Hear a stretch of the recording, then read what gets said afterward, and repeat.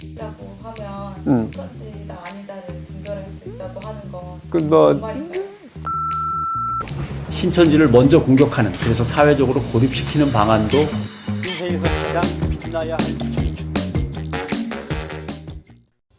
처음 31번 환자가 신천지이고 확진자로 체크가 됐을 때 신천지 교회에 예배를 보러 갔었다. 그럼 거기 모였던 사람 도대체 몇 명이냐라고 할 때 300명 뭐 이렇게 얘기가 나왔어요. 근데 내가 기억하고 있던 대구의 신천지 숫자는 10,000명 정도고 대구 경북을 합치면 15,000 정도인데 300명, 500명은 너무 작아요. 너무 적어. 이럴 경우에 신천지는 여러 층을 터가지고 한꺼번에 드려요. 1층에 300명이라면 2층에도 300, 3층에 300 이런 식으로 모이게 되는 거죠. 신천지는 다 방석을 깔고 좌식으로 앉아서 하기 때문에 앞뒤 간격과 옆 간격이 되게 좁아요. 그래서 훨씬 더 전파 위험이 크다라는 걸 지적을 했던 거고 1,000명, 2,000명 단위로 사람들이 모였는데 그 조그마한 엘리베이터를 타고 올라가려면 엄청나게 바글바글한 상태로 대기하고 있다가 엘리베이터에도 그냥 꾸겨놓고 해서 그 시간이 엄청나게 걸렸을 거라고요. 만약에 당국이 저걸 한 사람의 감염자가 300명과 같이 있었다고 계산하면 절대 안 된다. 수천 명과 같이 있었던 걸로 생각하고 접근을 하고 방역망을 체크를 해야지 그냥 접근하면 안 된다고 맨 처음에 글을 올렸던 거죠. 11번 환자는 그러니까 거부를 한 거죠? 진료를 한번 받아보시죠 라고 할 때 거부했어요. 왜냐하면 신분을 감추고 많은 사람들한테 포교를 하면서 밑밥을 깐단 말이죠. 14일간 사라지거나 아니면 사실은 신천지여서 격리된대 라고 하는 얘기가 나돌면은 그동안 자기가 깔아놓은 건 전부 다 이제 무위로 돌아가니까 그 요구를 받아들이지 않았던 것 같아요. 자기의 미래가 어떻게 될지 너무나도 두렵고 초조해지기 시작하면은 이단 종교들이 이제 득세하기 시작하는 거죠. 커다란 가짜 종교들이 등장한 거는 1910년부터예요. 그러니까 1910년이 무슨 해인지 대충 짐작이 가죠. 나라를 빼앗길 때쯤이라고. 기독교 이단 종교, 사이비 종교들을 김백문이라는 사람이 1930년대에 통합을 해가지고 하나의 거대한 기독교 백서로 만듭니다. 우리로 치면은 뭐라 그럴까요? 허준의 동의보감 같은 거야. 그러니까 거기에서 훌륭한 제자가 둘이 튀어나오는데 하나는 통일교의 문선명, 천도교의 박태선. 두 흐름이 생겨요. 이만희는 천부교회에 있다가 통일교회에도 있다가 양쪽을 왔다 갔다 했어요. 자기만의 창업을 하죠. 창업을 해가지고 내놓은 것이 신천지 장막성전. 그냥 신천지라고만 부르는데 본래 공식 명칭은 신천지 예수교 증거 장막성전이 풀 네임이에요. 어떤 종교든지 종말론이라는 게 있어요. 몇 년, 몇 월, 며칠이 되면 지구가 확 천지개벽을 하면서 새로운 세상이 이루어지고 우리 종교를 믿는 사람들이 거기에서 뭔가 대접을 받는다는 건데 신천지는 그게 조건부예요. 요한계시록에 나오는 이런저런 숫자를 뜯어 맞춰가지고 14만 4천이라는 숫자가 나와요. 14만 4천이라는 건 정확하게 얘기하면 여호와의 증인에서 온 거예요. 14만 4천 명의 깨어있는 사람들이 응집할 경우 천지가 개벽한다. 근데 그때 신도수는 1만, 2만, 3만 대. 자기네가 10만을 넘어서리라는 상상은 이미 저 뒤에다 밀어놓고 14만 4천을 훌딱 넘어버렸어. 그러니까 뭐라고 하냐면 진성당원, 흔히 말하는 돈도 잘 내고 사람들도 많이 데려오고 일도 열심히 하고 시험 성적도 우수한 진짜 알짜배기로 14만 4천 명을 헤아려 가지고 뽑아야만 된다. 14만 4천 등 안에 들어야 되는 거예요. 성적순이죠. 철저하게 성적순이죠. 그래서 얼마 전에 기말 시험도 한번 봤고 성적을 내기 위해서 하얀 상의와 까만 바지를 입고 전부 다 무릎 꿇고 앉아서 쫙 이렇게 하고 있는 사진 한번 봤으면 그게 시험 보는 사진이에요. 무슨 점수가 있냐면 돈 내는 점수가 물론 있습니다. 그 다음에 사람들을 많이 속여서 데리고 오는 포교 점수가 있고 근데 신천지라고 하면 아무도 안 가려고 해요. 제가 취재할 때는 7단계로 나뉘어져 있는데 1단계, 2단계, 3단계까지는 신천지인 걸 전혀 내색하지 않고 사람들을 포교해요. 계속 만나가지고 잘해주면서 포섭을 하고 밑밥을 깔고 있는데 14일간 갑자기 자기가 사라지기가 참 난감해요.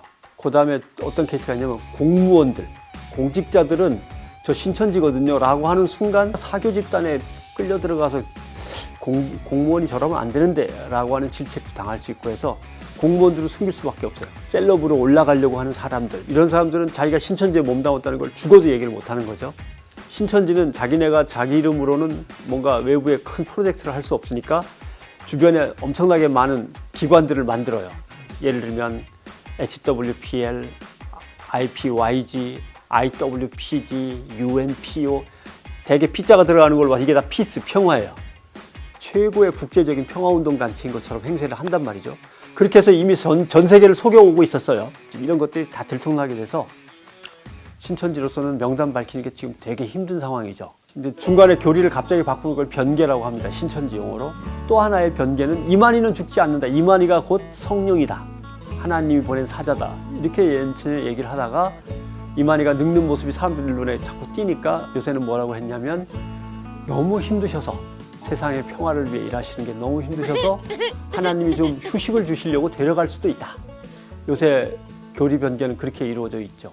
군대 같으면 대대, 중대, 소대, 분대 이렇게 나누잖아요. 신천지는 본부가 있고 본부 밑에 센터가 있고 센터 밑에 복음방이라고 하는 작은 또 소조직 모임을 하는 시설들이 또 있어요.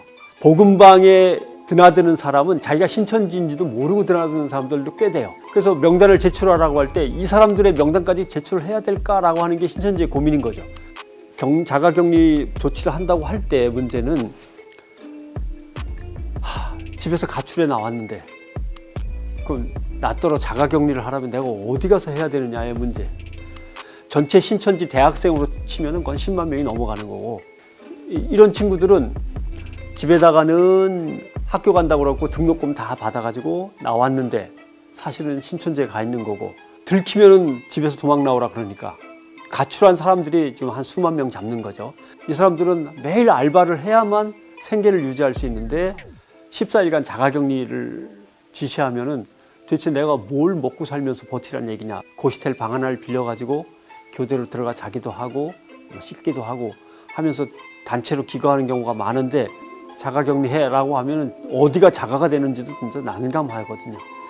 이런 특징들이 전부 전염병의 감염을 강하게 하는 요인이 되는 거죠. 특정 종교단체 얘기는 하지 맙시다. 자꾸 그렇게 몰고 가면 안 되죠라고 하는 얘기는 오히려 정치적인 어떤 지금의 미래통합당 입장에서는 코로나 바이러스가 번진 거 그리고 빨리 수습이 안 되는 거에 대한 모든 책임을 문재인 대통령과 정부 여당의 책임으로 오롯이 몰고 가야 되는데 갑자기 엉뚱하게 신천지가 뻥 서져갖고 코로나 관련해서 신천지에 아직 남은 부분은 두 가지는 얘기할 수 있어요.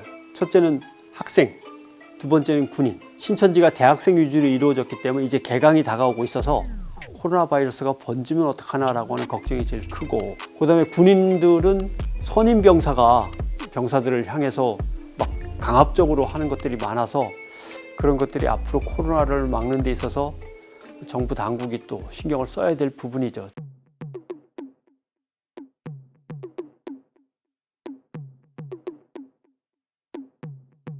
신앙적 열정이라는 것은 탄압하면 오히려 더 강하게 반발할 수도 있어서 이런 걸 어떻게 처리할 거냐의 고민도 같이 해야 되는 거죠. 왜냐면 왠지 어려울 때 더 철저하게 자기가 하던 걸 열심히 하면은 왠지 이렇게 순교자가 되는 뭔가 이렇게 장엄미 같은 게 비장함이 느껴지잖아요. 자기들끼리도 의견이 막 어긋나가지고 싸워요. 이럴 때일수록 뭐 더 철저히 해보자는 둥, 이럴 때일수록 똘똘 뭉쳐갖고서 밀고 나가자는 둥 이런 사람도 있고 너무 코로나 바이러스 무서우니까 일단 조치를 잘 지켜보자 이런 사람도 있고 막 엉키는 거죠. 청년들이 빠지는 걸 내가 물어봤어요. 넌 도대체 왜 거기에 빠졌냐? 그러니까 자기도 모르겠대 솔직히.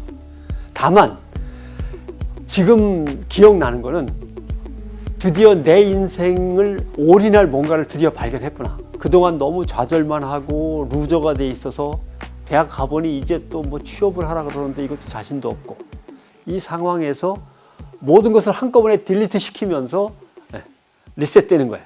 인생 자체가. 그게 얼마나 편해. 그렇죠. 그렇게 터뜨려가지고 너네한테 뭐 무슨 일이 되게 그렇게 뭐 지령이네 이렇게 그냥. 거기 지령은 조금 의심스러운 부분이 있어요.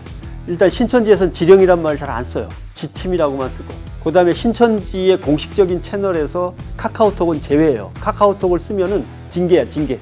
신천지는 텔레그램 쓰고 라인 써요. 그래서 지금 만약에 카톡이 있다면 아주 그 저변부의 일부 소그룹별로 자기네끼리 몇 명이서 그냥 카톡방을 만들어 갖고 쓰는 경우는 있는데 신천지의 일괄된 지침은 아닌 것 같아요. 신천지라고 하면 신천지가 아니다를 분별할 수 있다고 하는 거 그 뭐 정말인가요? 정말에 가깝죠. 그걸 갖다 신천지용어로 침 맞는다 그래요. 신천지의 계율에 위반되는 행위를 하면 영원히 병든다 그래요. 인터넷 보는 거 금지예요. 인터넷 침 맞는다 그래요.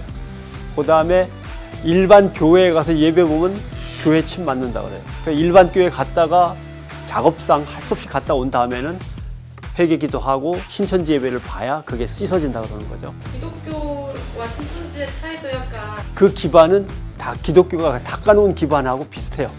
기독교도 건축 헌금하라 그러죠. 천국이 곧 올 건데 다 뭐 열심히 믿자 그러죠. 예수가 재림할 거라 그러죠.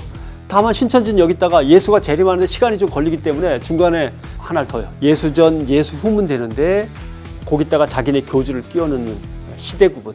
이번 주에 부모님 교회를 가신다고요. 신천지 같은 교회. 부모님 따로 가시면 맨 앞자리에 앉으시라 그래. 일찍 가서. 천천히 맨 뒤에 나오시고. 신천지는 맨 앞자리엔 잘 안 가요, 요새는. 똑같은 국민의 한 사람으로서 신천지 사람들은 국가의 조력을 반드시 받아야만 하는 어떤 권리가 있는 사람들이고, 다수의 신천지 신도들은 속고 있는 사람들로서 그냥 빠져서 피해를 입고 있는 사람들이지 그 사람들을 어떤 악의 무리처럼 대할 수는 없다고 봐요. 다만 문제는 신천지가 협조를 안 하는 데 있어서는 강제성은 동원해야 돼요. 이렇게 시간을 끌 수가 없어요. 신천지의 명단이 안 나온다면 압수수색 영장을 법원으로부터 발부받아가지고 들어가서 서버 다 뒤져가지고 명단 다 찾아내고, 밝히고 싶은 명단, 밝히고 싶지 않은 명단 상관없이 다 찾아내서 일단 다 확인을 해야 되고, 그 다음에 자기네가 그 신도들의 경쟁에 불을 붙였고 득을 봤으니까 온라인 프로그램을 만들어서 신천지 신도들은 이것만 열심히 보고 있으면 일단 다 출석 체크한 걸로 해주겠다, 공부한 걸로 해주겠다라고 해서 대체 프로그램도 빨리빨리 내려보내든지 해가지고 신도들을 안심시켜야죠. 그 협조 여부에 따라 나중에 신천지라고 하는 집단이 결국은 반사회적이었냐 아니었냐를 가름해서 정말 반사회적이었다고 평가가 나면은 그건 처분해야죠. 강제 처분을 할 수밖에 없습니다.